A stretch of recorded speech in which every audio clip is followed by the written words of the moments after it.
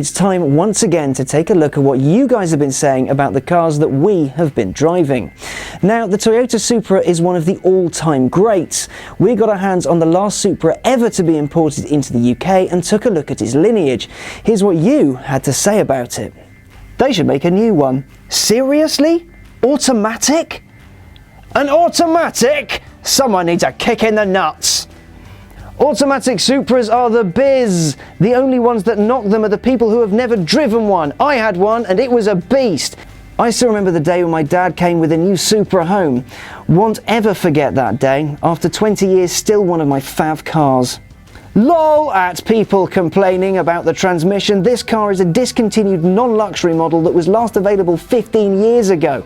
We're lucky to have one in working condition for a video like this. I used to race one of these in Gran Turismo 2. Sad face. Fun fact about the Supra, take two stock twin-turbo Supras, one automatic and the other manual, and put them in a quarter-mile drag race with equally skilled drivers. The automatic trans-turbo Supra will win every time. Seriously, who gives a f*** if it's an auto? It obviously has significance due to the well-known liveries it has and was the last one imported into the UK. They are not doing a video on how much power it makes or how good it is for racing. They are doing it on the car itself. This isn't a measuring contest of how much power this one does or doesn't have, or how fast it is or isn't. Yes, it's a shame it's an auto, but it really doesn't matter. It's not a review. Huzzah! Common sense on the internet! Toyota, please, I beg you. No, wait. We all automotive enthusiasts beg you, bring back the Supra already, damn it!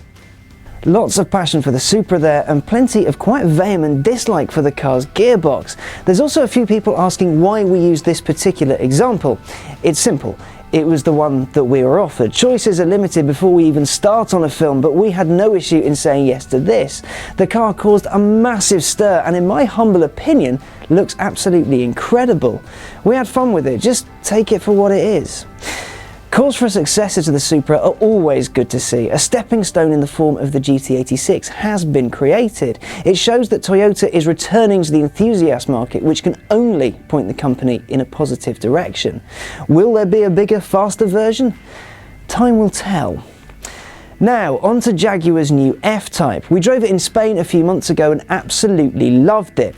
We went out to see whether Jag's first proper sports car in 50 years was a worthy follow-up to the legendary E-Type.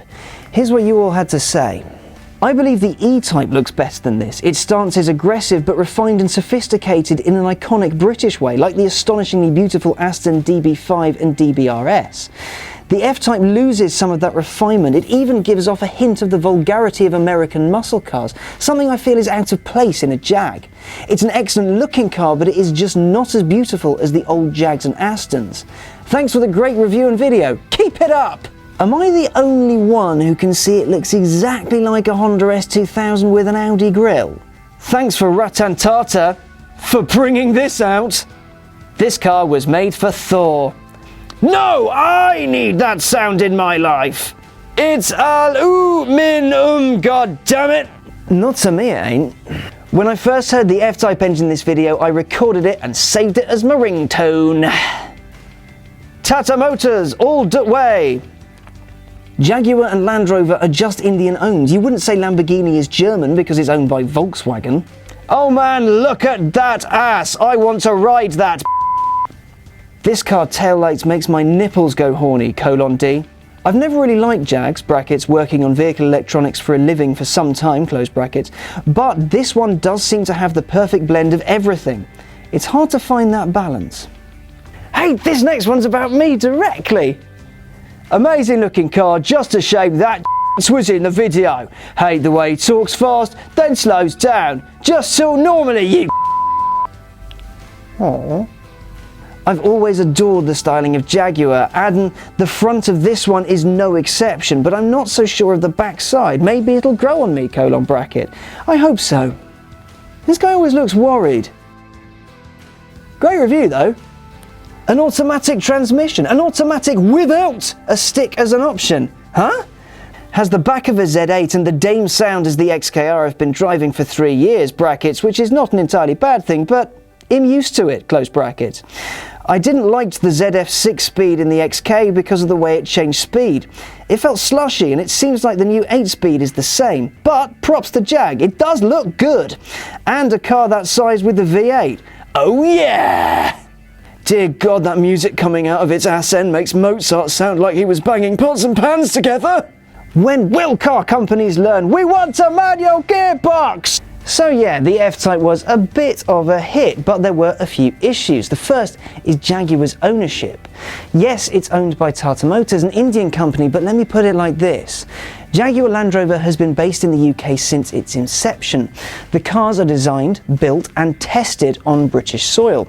In its time, JLR has been owned by Ford and BMW as well, but nothing about the ownership changes has shifted the character or style of the cars on offer. Jaguar Land Rover is as British as you can be. Even so, its time under Tata Motors has taken it from near extinction to huge success, and that's not a bad thing at all.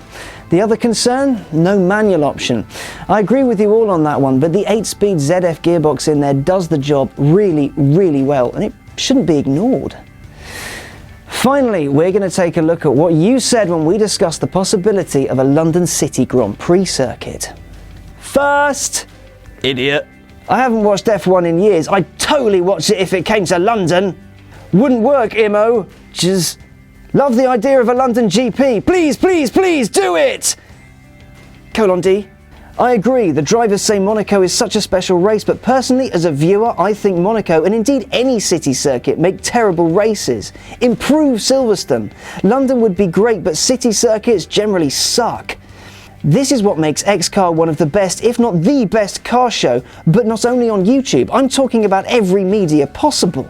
They make different material, it feels young and fresh without being juvenile. You, sir, can stay. Who cares about F1? Not me. Then why did you watch a video with F1 stuff in the title? What would the Queen think, lol? What the f was that? A video on YouTube about cars. Loving the actual look of the circuit and all the landmarks give it a great effect, but I think the arches could cause the first F1 death since Ayrton Senna. I'd stick with Silverstone. The British GP should be where it belongs. Brands Hatch Grand Prix circuit. I would vote for traditional Silverstone. As a look at this place, it does not give me any sense of safety, unlike a high-precaution Silverstone, so I would feel that this is just a little too close to the people to make it safe, and that tunnel is just ridiculous. Never gonna happen. London City for just 1 year, once, just do it once! A London Grand Prix would be a major passional fastication, brackets real word, close brackets.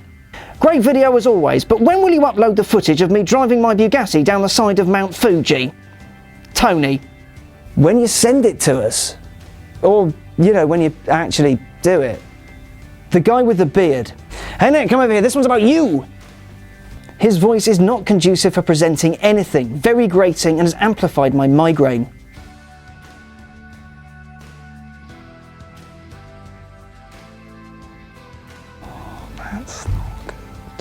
Why on earth would anyone want to get rid of a high-speed monster like Silverstone for, well, anything?